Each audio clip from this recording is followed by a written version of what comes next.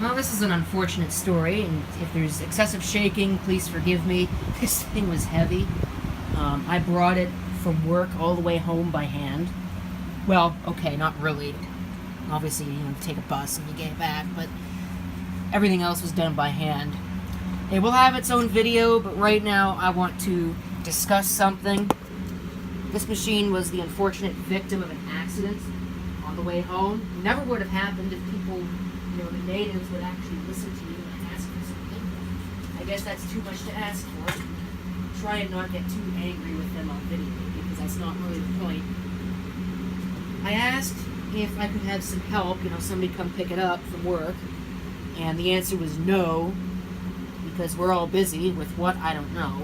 Nobody's home, so I don't know what they're busy with. But either way, I really hope this works, because just before I was about to get it up on the grass, I dropped it on the pavement, and fortunately, I think at least most of the damage is purely cosmetic. There is some functional damage with the power supply. This peg here and this peg over here, actually this one survived, kind of. Yeah, I think that one got a little bit broken up too, you can see it there. This one broke. Actually, this one broke while I was trying to get the power supply out, because of course the plastic is brittle, so that was my own fault. I don't know what this thing thinks it's doing. Whatever it thinks it's doing, it's wrong. This being bent up wasn't my doing, but this peg doesn't come out. I had to use violence with a kitchen fork in order to get that out. Because I can't find my, I can't find any of my pliers right now. Anyway, this one still works. Well, it did. It still works fine. So at least it's still got one. This case is really splayed out. See there, that broke. I think the rest of the damage is just purely cosmetic. I don't really think actually there really is any more damage. Actually there is. If you look at the case here, the only thing that broke on the case, and I'm probably very lucky for this, is the latch. Right there. It was supposed to be a latch. What side would that go on? I think it would go on this side here. It's supposed to go over top of this. That broke. I think the part for this key lock also broke. Not that that really matters. I don't have the key and I don't intend on using it anyway. Like I said, this machine is going to get its own video, but right now I just want to hook it up, fire it up, see if it actually does anything.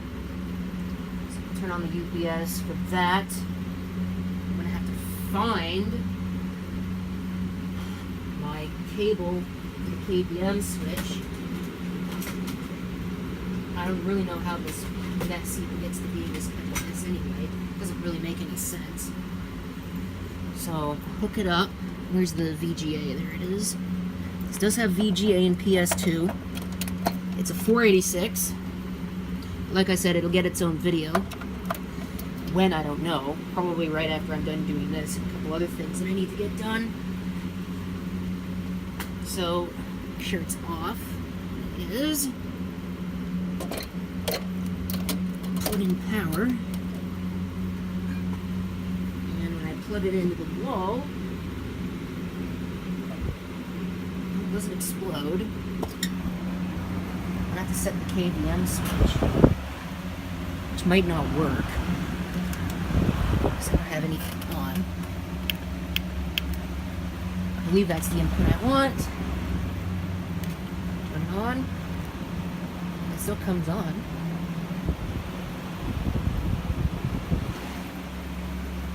Ah! Oh, here we go. There we go, it works. Nice. Has no hard drive. Look at that. I don't know how much memory it's got installed in it. Sorry for the awful focus. So we'll get to learn a little bit about this machine. 16 megabytes. No hard drive, so I'm going to have to install one of those. Anyway, I think that was successful. I can see it blinking the red light because it's unhappy about the fact that there's no hard drive installed.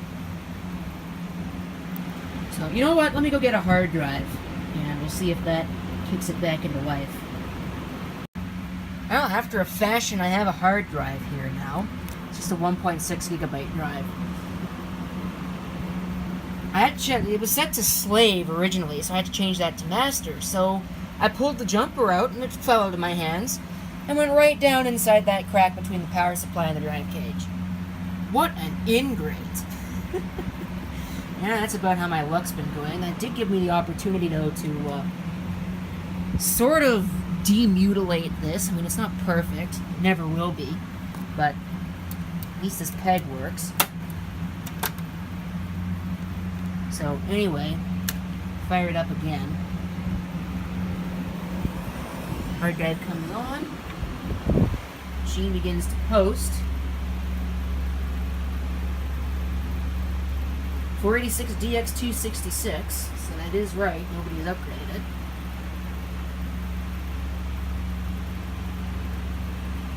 It's testing all the memory, probably because the CMOS battery is dead. All 16 megs of memory.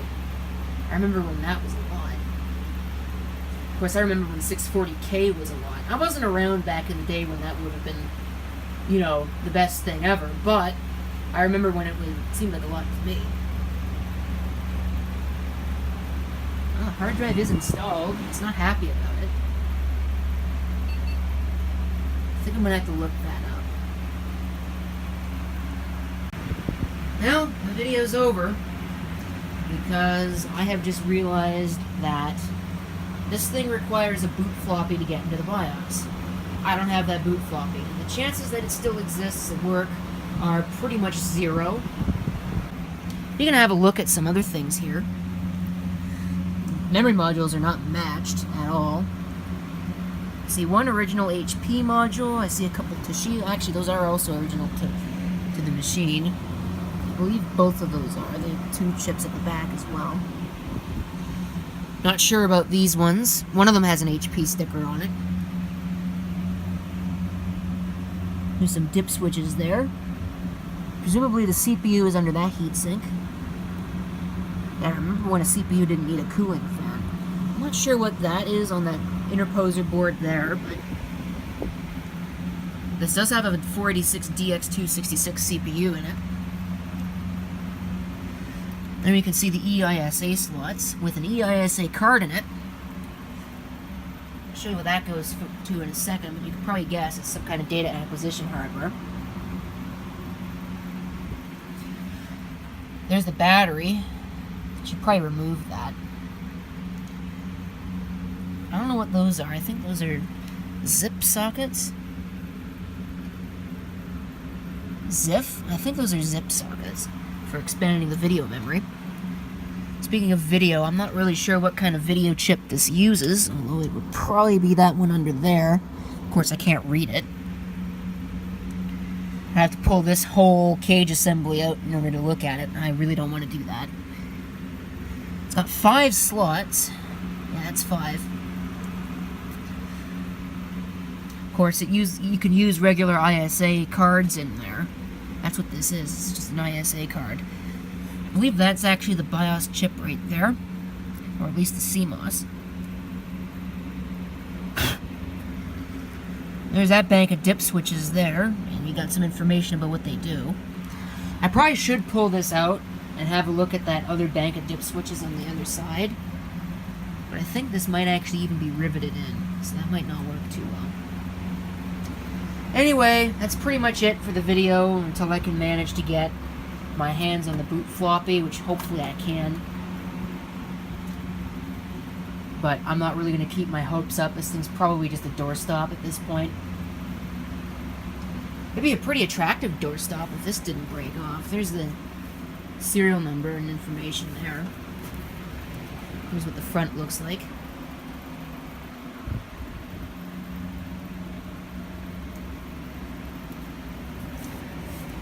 Kind of dirty. I really need to clean that off. But let me show you what else I picked up. There it is, the matching piece of equipment. An HP 7673A controller. I believe they call this a GPIB box. I forget what that stands for. General Purpose Interface Board or something like that. I should probably know this, but you see a piece of paper on the front with some information that's been washed out. There's a power switch on the front. It actually says line, which is, I guess, for line voltage. 2 LEDs on the front, one for fault and one for online. On the back, you see power. There's some more information. We've got some injector ports there. There's the controller. Ooh, it's kind of rusty. HPIB, yes. And of course, there's the address selector. There's a tray. It says tray. There's controller, comm, auxiliary, and tray. And I think that's pretty much it. I may pop the cover off so we can have a look at it. I want to see if it fires up and what it does when you plug it in. Wherever the plug is. It should be set for 120 volts AC. There it is. And bring it online. You can see we get a green light and a red light indicating that there is a fault, which is pretty normal. Obviously, it's not hooked up to anything. Maybe you'll be able to see it. But it dims the lights quite handily when you turn it on.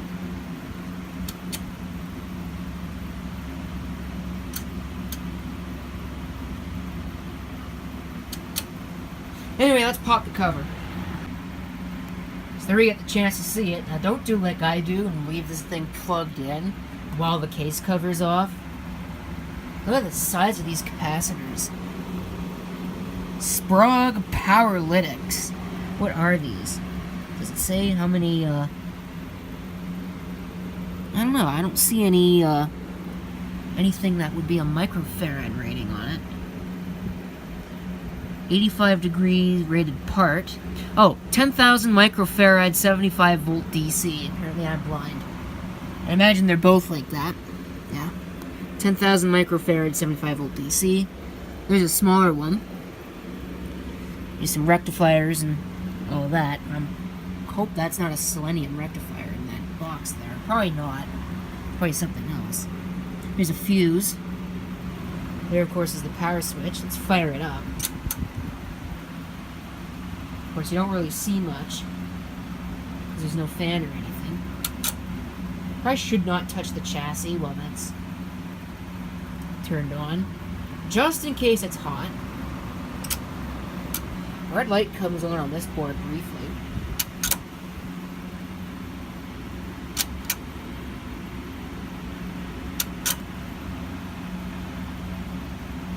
There you can see what's inside one of these things, just in case you were ever wondering. Anyway, I think that's it for now. There may be one more machine added to this, and I'll probably have more luck with that one, considering it's significantly newer than this.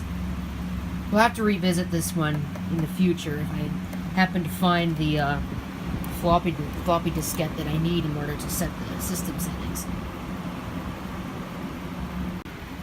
Oh yeah, check this out. CommTray, the Lightning PC. Yeah, I'm sure that was true when it was new, but it sure ain't now. It's got a Pentium 2 MMX sticker on it. The case design really does remind me solidly of the Power Macintosh 8100 and that sort of style of case. It's a full tower case, weighs way too much for what it is. Looks like this is either a replacement CD-ROM drive or the system itself was made by Process, just like that other one. Here's the power supply, side mounted. It's got an Asus motherboard in it, and before I even looked at it, I could tell that it was an Asus board just by the PCB design. It's a P3V1, what did it say, P3V133 or something? It's right in there between the, yeah. P3V133 by Asus. Looks like it's got an award BIOS.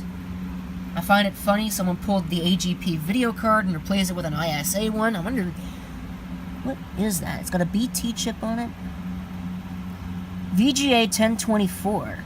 Huh. Is that a Video 7 card? I wonder. It's got an ATI chip on it, so maybe not.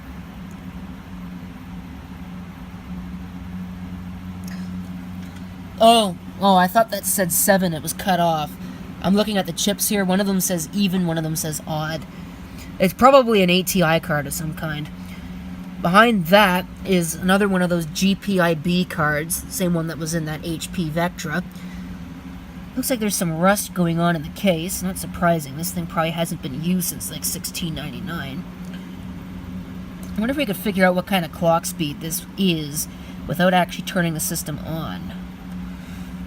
See, back in these days, you set your clock speed with jumpers as opposed to doing it in the BIOS and software control.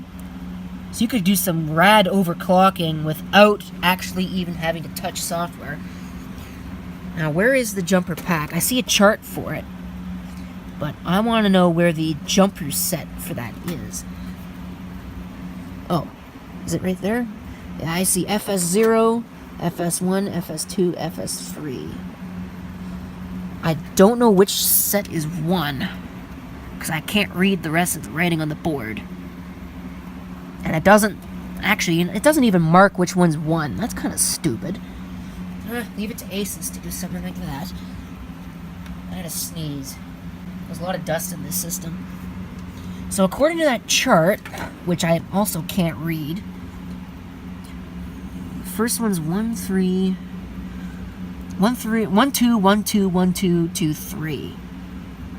So that would be 100.3. Really? Okay, that CPU, if you look at it, it's got a fan on it. There is no way in hell a 100 megahertz CPU needs a cooling fan. A heatsink, sure, but not a cooling fan. Once again, leave it to ASUS to do something stupid like that. I mean, I would almost think that that's the front side bus speed, and maybe it is, but it lists a PCI speed right beside it. In fact, the highest number on that chart is only 150. So this thing is actually rather old. Yeah, process. This is probably a process system. Wait a minute.